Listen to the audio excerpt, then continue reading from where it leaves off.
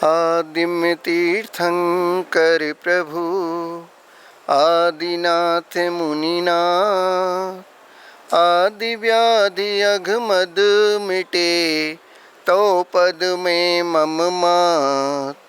शरण चरण हैं आपके तारण तरण जहाज। भवदधि तट तक ले चलो करुणा कर जिन रास। देवादिदेव श्री आदिनाथ भगवान की जय। संत श्रोमणी आचार्य भगवंत गुरुदेव विद्यासागर महामुनिराज की जय। ज्येष्ठ मुनिराज श्री ब्रह्म सागर मुनि महाराज की जय। पूज्य मुनिवर श्री निर्मत सागर जी, निसर्ग सागर जी, श्रवण सागर मुनि महाराज की जय। तीन कम 9 कोटि महामुनि राजों की जय। बंधा जी की अतिशयकारी श्री अजितनाथ भगवान की जय। श्री बंधा जी अतिशय क्षेत्र जी की जय।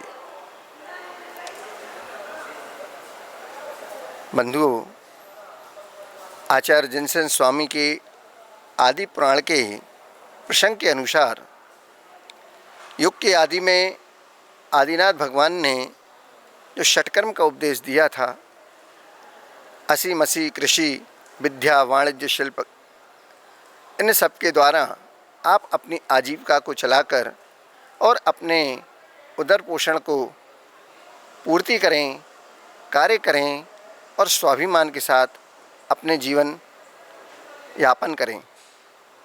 ऐसा वह उपदेश देकर भगवान ने सारी प्रजा को सुखी किया था और गौपालन का उन्होंने उपदेश दिया, कृषि करने का उपदेश दिया। गाय से बछड़े प्राप्त होंगे, बछड़े से बैल बनेंगे और उनसे आप कृषि कर सकेंगे। गौपालक के रूप में आप उनका पालन करेंगे। तो आचार्य जिनसन स्वामी भगवान ने गौपालक और प्रजापालक दोनों की तुलना उस गायों को पालने के माध्यम से बताई है कि हमारा राजा कैसा होना चाहिए।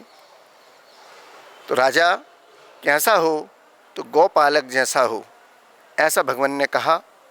तो कल प्रथम भाग में आपने कुछ उसके प्रजा के पालन करने वाले हमारे राजा के बारे में, गौपालक के बारे में कुछ सुना था। उस व्याख्यान में 10 मुख्य रूप से उदाहरण दिए गए थे कि गौपालक और प्रजापालक कैसा होना चाहिए। उसमें राजा कैसा हो, प्रजापालक हमारा कैसा हो, तो आचार्य भगवान कहते हैं गौपालक जैसा हो। जैसे आलस रहित होना चाहिए, दंड सहित, संपत्तिशाली, औषधि उपचार, सैनिक योद्धा के योग्य जो पुरस्कार आदि दिया करते हैं, प्रजा को प्रसन्न रखते हैं, सेवकों की आजीविका का ध्यान रखते हैं, प्रजा का कल्याण करने वाले होते हैं और हमेशा प्रजा के सुख दुख में सहयोगी बने रहते हैं। ऐसे वह पुत्रवत अपनी प्रजा का जो ध्यान रखता है, वही असल में हमारा प्रजापालक हुआ करता है। अब इसके आगे आप दूसरा भाग सुनिएगा ध्यान से। हमारा राजा कैसा हो, गौपालक जैसा हो।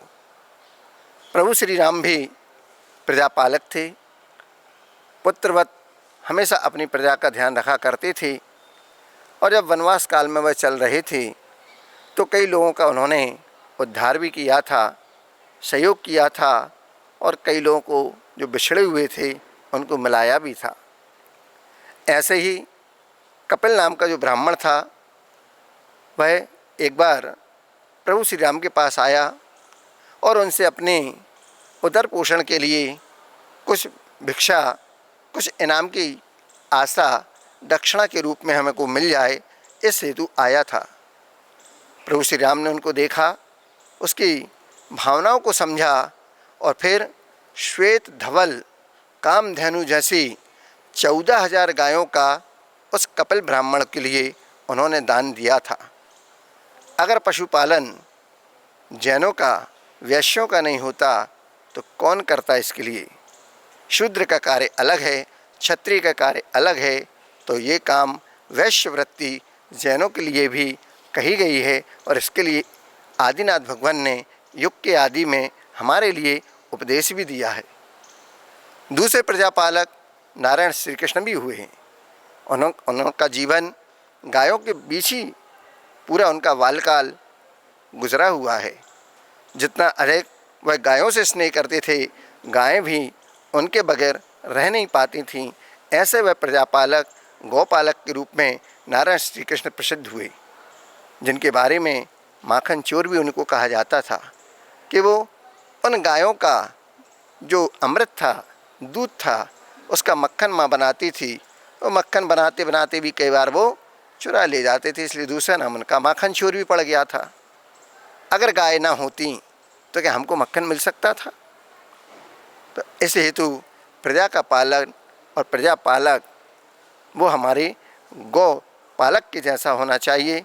अगला उसके लिए बताते हैं कि जिस प्रकार पशुओं को खरीदने के लिए किसी को जिम्मेदार बनाया जाता है, जो जानता है कि जो पशु आज हमको खरीदना है वो कैसा है, दूध देगा कि नहीं देगा, कमज़ोर तो नहीं है, ज़्यादा इसके साथ खर्चा तो नहीं है, आदि आदि जब वो उसको देख लेता है वो खरीद लिया जाता है। उसी प्रकार से जो प्रजापालक हुआ करता है, राजा होता है, वो अपने सच्चे सेवकों को भी उसी प्रकार से खरीदता है, कार्यों में लगाता है, उन सेवकों का संग्रह किया करता है, बलवान पुरुष को जिम्मेदारी देकर उन सेवकों की नियुक्ति करवाता है।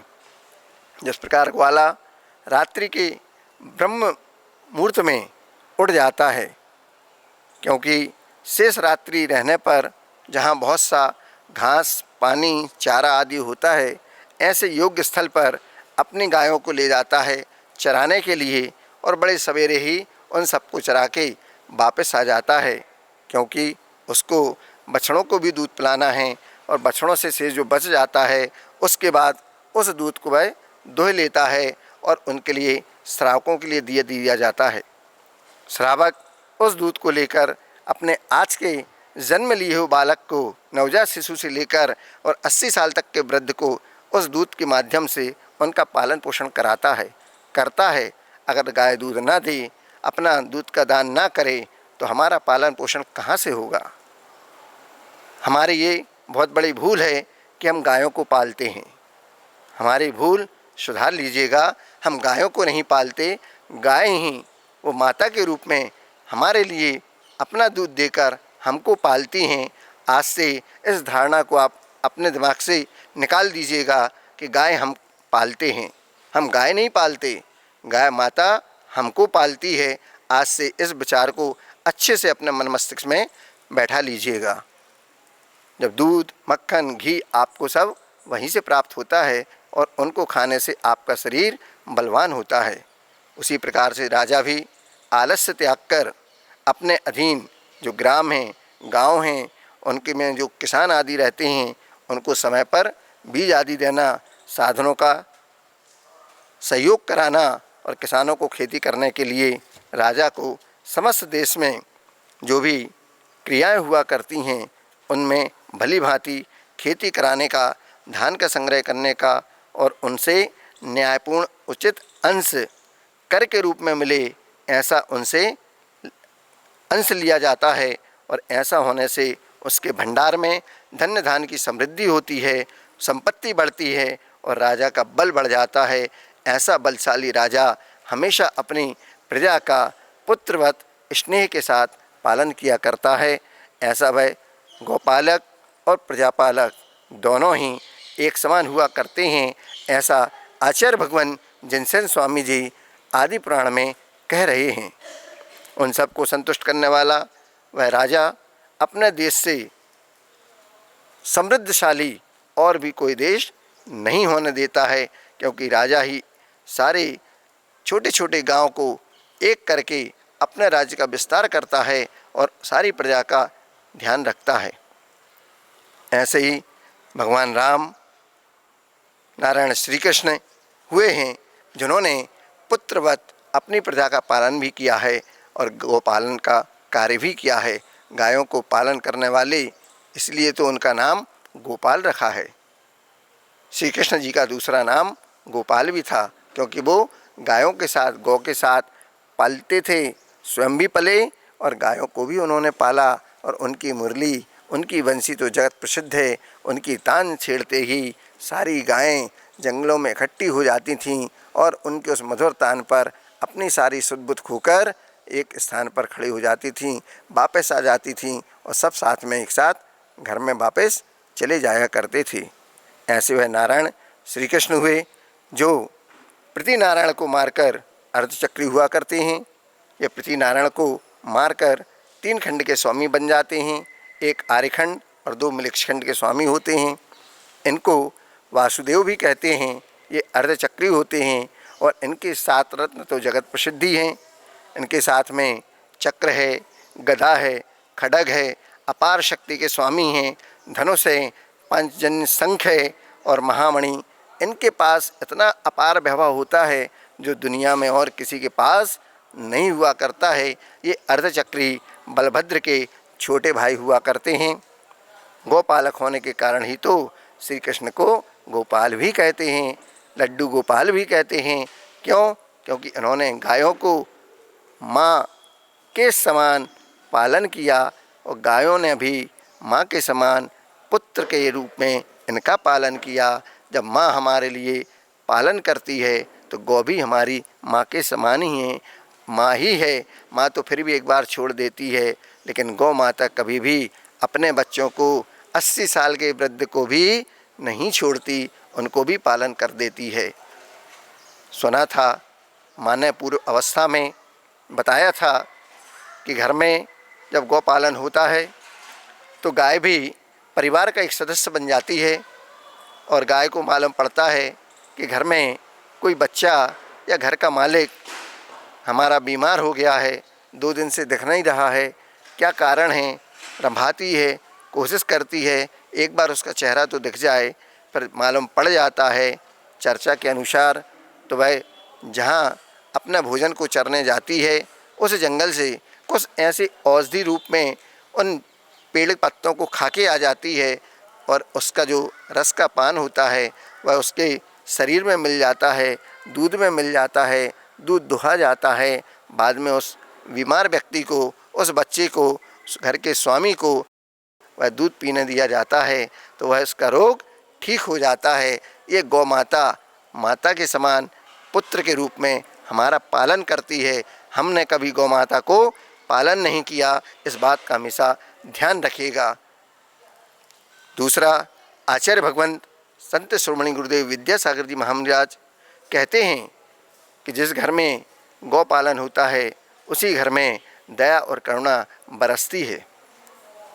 क्योंकि पृथ्वी पर अगर कोई सबसे अच्छा धन है, चेतन धन है, तो वो कहा गया है गोधन। गोधन ही चेतन धन के रूप में समृद्धशाली लोगों को मिला करता है। हर कोई इसको नहीं रख सकता है। 10 प्रकार का धन अलग है, वह परिग्रह के रूप में स्वीकार है, लेकिन ये चेतन धन है जो दया और करुणा का प्रतीक हुआ करता है। आचार्य भगवान कहते हैं, एक छोटी सी 4 अक्षर की पंक्ति है वो, या श्री सा गौ, या श्री सा गौ। संसार में अगर कोई धन है तो वह सबसे बड़ा धन श्री लक्ष्मी चेतन धन तो गौ है। गौ माता के अलावा संसार में और कोई भी चेतन धन नहीं माना है। पहले जिस घर में 100 गाय, 200 गाय, 500 गाय, हजारों गाय रहती थीं, वह उतना बड़ा सेठ, नगर सेठ माना जाता था और व्यक्ति अपनी पुत्री का विवाह उनके पुत्रों के साथ करता था और सैकड़ों हजारों गायों को तो ऐसे ही साथ में दान दिया करता था। पुत्री के साथ साथ कन्यादान के साथ भी गायों का दान भी मिला करता था। तब जाकर उस नगर में उस सेठ की समृद्धि संपत्ति दिन दूनी रात चौगनी हुआ करती थी। आचार्य भगवान कहते हैं कि जिसके माध्यम से हमारा जीवन पलता है, हम गाय को नहीं पालते, गाय के द्वारा ही हमारा जीवन पलता है। दूध, दही, घी, मक्खन आदि सब उसी के माध्यम से हमको मिला करता है। गोबर गौमूत्र से भी औषधि निर्मित होने लगी हैं और बहुत से बड़े बड़े रोग, असाध्य रोग उस गौ माता के गोबर और मूत्र से बनी हुई औषधियाँ और भी कई प्राकृतिक औषधि उपचार के द्वारा ऐसे असाध्य रोगों को ठीक होते देखा गया है। ऐसे गुणों की धनी हमारी गौ माता है। अधिक क्या कहें। जिस प्रकार ग्वाला आलस रहित होकर अपने गोधन को व्याघ्र, चोर आदि उपद्रवों से उनकी रक्षा करता है, उसी प्रकार राजा को भी अपनी प्रजा की रक्षा करना चाहिए। जिस प्रकार ग्वाला उन पशुओं को देखने की इच्छा से उनके पास जाता है, उसी प्रकार राजा के आने पर या उनके पास जाने पर, भेंट आदि लेकर उनके समीप जाने पर उस धन संपदा के द्वारा अपने राजा को वह प्रजा संतुष्ट करती है। उसी प्रकार यदि कोई बलवान राजा अपने राज्य के सन्मुख आवे तो वृद्ध लोगों के साथ मिलकर मंत्रणा कर उन मंत्रियों को, सेनापति आदि को साथ लेकर विचार कर उन्हें कुछ देकर उनके साथ संधि कर लेना चाहिए, क्योंकि युद्ध में बहुत सी हानियाँ हुआ करती हैं, बहुत से लोगों का विनाश हो जाता है, दोनों तरफ के लोगों की जन और धन सबकी हानि हुआ करती है। वर्तमान में हम आप सब देख ही रहे हैं, महीनों से सालों से युद्ध चल रहे हैं, लोगों का विनाश भी हो रहा है, लोगों को बीमारियां भी बढ़ रही हैं। आजकल कई प्रकार के युद्ध हुआ करते हैं और वो हो रहे हैं। आज व्यक्ति जान से नहीं जाता, व्यक्ति अपने अहंकार से जा रहा है, अपने मान के कारण जा रहा है। प्रेम सौहार्द का वातावरण ऐसे लगता जैसे समाप्ति हो गया हो। केवल एक धन और अपने ज़मीन को और बढ़ाने का, विस्तार करने का, उससे क्या फ़ायदा होने वाला जब सब कुछ यहीं छूट के जाने वाला है। तो हम इसको ध्यान नहीं देते और प्रत्येक प्राणी मात्र को जीने का अधिकार है। महावीर भगवान ने भी उपदेश दिया है, जियो और जीने दो।